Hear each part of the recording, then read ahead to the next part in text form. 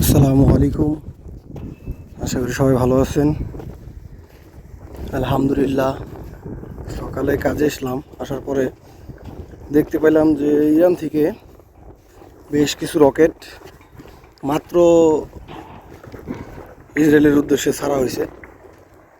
আলহামদুলিল্লাহ, দোয়া করবেন সবাই ইনশাল্লাহ, যাতে ইরান ইসরায়েলকে পুরোপুরি ধ্বংস করে দিতে পারে, ইহুদিদেরকে ধ্বংস করে দিতে পারে।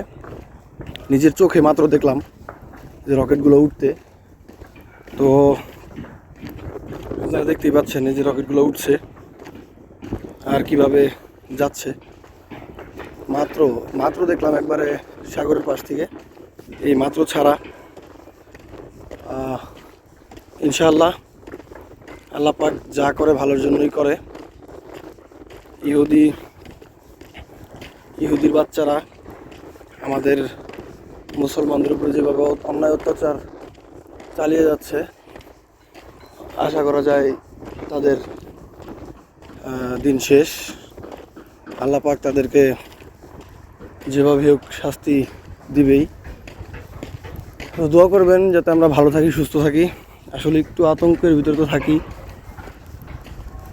তো আল্লাহ ভরসা, সবাই দোয়া করবেন যাতে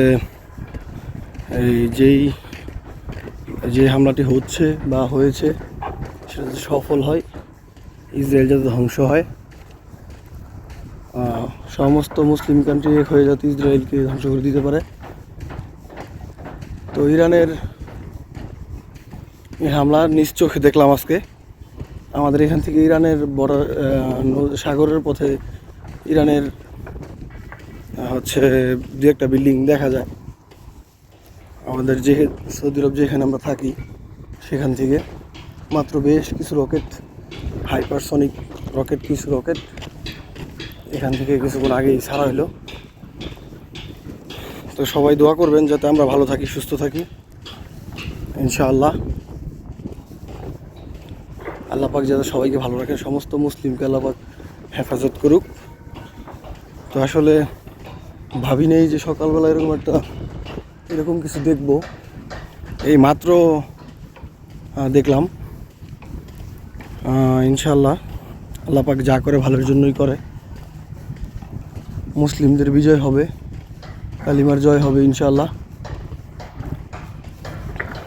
তবে এখনও এখান থেকে ইরানের কিছু অংশে লাইটের মতো কিছু দেখা যাচ্ছে।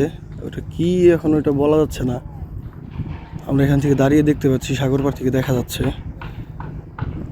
তো আল্লাহ ভরসা, সবাই দোয়া করবেন, সবাই সুস্থ থাকবেন, ভালো থাকবেন ইনশাআল্লাহ। মুসলমানদের জয় হবে ইনশাআল্লাহ।